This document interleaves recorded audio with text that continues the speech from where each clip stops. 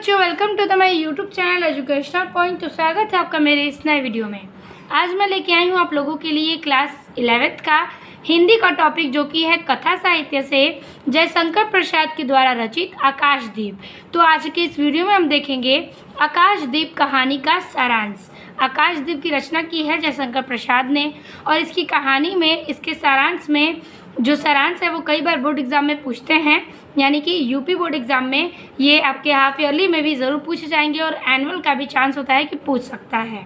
ठीक है, तो ये कहानी जो है मुख्य रूप से कथा साहित्य से बहुत ही इम्पॉर्टेंट है। एक बलिदान और आकाशदीप, बलिदान के सारे वीडियो मैंने अपलोड कर दिए हैं। आज हम देखेंगे इस टॉपिक में आकाशदीप कहानी का सारांश। तो चलिए देर ना करते हुए वीडियो को स्टार्ट करते हैं। तो हेडिंग कर लीजिएगा सारांश, जिसमें हम लिखेंगे कि आकाशदीप जयशंकर प्रसाद द्वारा रचित प्रमुख कहानियों में से एक है। ठीक है, जो आकाशदीप है वो जयशंकर प्रसाद की रचना है, लेकिन उनकी कई कहानियों में से एक ये प्रमुख कहानी है। कहानी का प्रमुख पात्र चंपा जाह्नवी एक क्षत्रिय बालिका थी। ठीक है, चंपा और जाह्नवी जो है वो एक क्षत्रिय बालिका है। इसका मुख्य पात्र यानी कि इस कहानी के मेन क्या है, कैरेक्टर हैं इनके। फिर कह रहा है उसके पिता मणिभद्र के यहाँ प्रहरी का काम करते थे। ठीक है, उसके जो पिता हैं वो मणिभद्र के पास प्रहरी का काम करते थे। ठीक है, आगे देखते हैं। आगे लिखेंगे कि माता का देवसान हो जाने पर चंपा पिता के साथ नाव पर ही रहने लगी। यानी कि चंपा की जो माता हैं उनकी मृत्यु हो जाती है जब चंपा छोटी थी तभी, और उसके बाद वह अपने पिता के साथ नाव पर रहने लगती है, क्योंकि नाव पर ही वो लोग रहते थे। बुद्धगुप्त के आक्रमण के समय चंपा के पिता ने 8 जल दस्युओं को मारकर जल समाधि ले लिया। यानी कि बुद्धगुप्त के आक्रमण के समय, जो बुद्धगुप्त हैं इसमें उनका यहाँ पर कैरेक्टर दिया गया है, तो उनके आक्रमण के समय जो इनके पिता हैं उनका आक्रमण करते समय जब उन्होंने आक्रमण किया तो उसके बाद चंपा के पिता ने जो है 8 जल दस्युओं को मारकर समाधि ले ली। यानी कि वहाँ पर जल में जो दस्यु होते हैं उसके 8 लोगों को मारकर जल में ही समाधि ले ली चंपा के पिता ने। महीने से वह नीले आकाश और नीले समुद्र के ऊपर निसहाय अनाथ होकर रह रही थी। यानी कि कई महीनों से वह एक नीले आकाश और नीले समुद्र के ऊपर, ठीक है, नीले आकाश और नीले समुद्र के ऊपर निसहाय, यानी कि जिसका कोई सहारा नहीं होता, निसहाय अनाथ होकर रह रही थी। यानी कि बिना किसी के सहारे के वह अनाथ थी और वो अकेले रह रही थी उस नीले आकाश और नीले समुद्र में। ठीक है, मणिभद्र ने चंपा को बंदी बना लिया था। जो मणिभद्र हैं जहाँ पर उसके पिता प्रहरी थे, तो मणिभद्र ने चंपा को क्या किया, बंदी बना लिया, जिससे चंपा और बुद्धगुप्त दोनों नाव पर बंदी थे। जो बुद्धगुप्त हैं वो चंपा और बुद्धगुप्त दोनों ही नाव पर बंदी बन गए।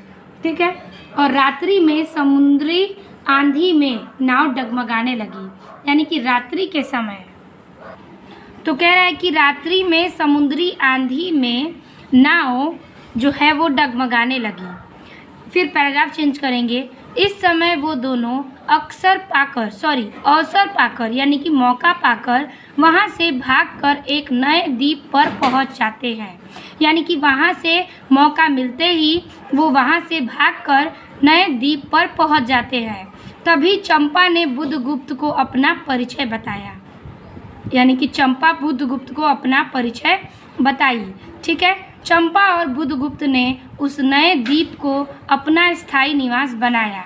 यानी कि जो नए द्वीप पर वो चले गए थे वहाँ पर चंपा और बुद्धगुप्त ने क्या किया, उस नए द्वीप को अपना स्थायी निवास बना लिया। फिर कह रहा है कि चंपा ने बुद्धगुप्त के कठोर हृदय में कोमलता पैदा कर दी थी। यानी कि चंपा ने बुद्धगुप्त के कठोर हृदय में कोमलता की भाव उत्पन्न कर दी थी, क्योंकि चंपा और बुद्धगुप्त एक द्वीप पर रहने लगे और जब दोनों में बातचीत हुई तो चंपा ने उसके हृदय में क्या किया, कठोर की भावना जो थी उसको ख़त्म करके कोमलता पैदा कर दी। ठीक है, तो ये था इसमें यहाँ तक की कहानी। आगे है कि चंपा प्रतिदिन समुद्र के तट पर ऊंचे स्थान पर दीपक जलाया करती थी। ठीक है, तो वो जिस द्वीप पर रहती थी वहाँ पे समुद्र के तट पर ऊंचे स्थान पर उसने दीप जलाया करना शुरू कर दिया। एक दिन बुद्धगुप्त ने पूछा कि तुम ऐसा क्यों करती हो। ठीक है, बुद्धगुप्त ने चंपा से पूछा कि तुम ये दीपक क्यों जलाती हो, ऐसा क्यों करती हो। तभी चंपा ने कहा, मैं अपने पिता के लिए भूले भटके लोगों को पथ दिखाने के लिए दीप जलाती हूँ। कह रहा है कि वो कहती है कि मैं अपने पिता के लिए भूले जो भटके लोग होते हैं उनको रास्ता यानी पथ माने रास्ता दिखाने के लिए दीप को जलाती हूँ। एक दिन बुद्धगुप्त ने कहा, चंपा तुम मेरी प्राणदात्री, मेरी स्वरस्य हो। ठीक है, सर्वस्व हो, यानी कि तुम मेरी प्राणदात्री और तुम मेरी सर्वस्व हो। ठीक है, अब हम अच्छे से रह सकते हैं। किसने कहा, बुद्धगुप्त ने चंपा से कहा। ठीक है, फिर हम आगे लिखेंगे कि चंपा अपने पिता की मृत्यु की बात को स्मरण करते हुए बुद्धगुप्त को फटकारती है और कहती है, मेरे पिता मरने वाले, तुम अपने देश चले जाओ। ठीक है, मेरे पिता को मारने वाले तुम अपने देश चले जाओ। ठीक है, तो यहाँ पर चंपा अपनी पिता की मृत्यु का स्मरण करती है और कहती है कि बुद्धगुप्त को फटकारती है, यानी कि उसको झटकार देती है और कहती है कि मेरे पिता को मारने वाले तुम अपने देश चले जाओ मुझे छोड़कर। ठीक है, तो यहाँ पर कहानी ये था कि जो यहाँ पर चंपा थी, जहाँ की जिसके पिता की मृत्यु हो गई थी, उसको बुद्धगुप्त के वहाँ पर यानी कि आक्रमण पर बुद्धगुप्त के लिए मतलब कई लोगों को मारने के बाद उसने खुद समाधि ले ली थी। ठीक है, जल में अपना समर्पण कर दिया। तो उसकी मृत्यु जो है उसके पिता की वो बुद्धगुप्त के कारण ही हुई थी। इसलिए जो चंपा है वो उस बात को स्मरण करके कहती है कि बुद्धगुप्त को फटकारती है, यानी कि उसको धक्का देती है और कहती है कि तुम मेरे पिता को मारने वाले हो, तुम अपने देश चले जाओ।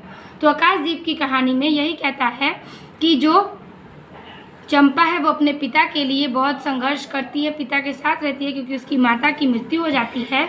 और इस कहानी के सारांश में यही है कि वो अच्छाई का साथ देती है और चंपा जो है बुद्धगुप्त के साथ रहती है, लेकिन जब उसे स्मरण होता है कि उसके पिता की मृत्यु उस बुद्धगुप्त के कारण ही हुई तो वह उससे कहती है कि तुम अपने देश चले जाओ।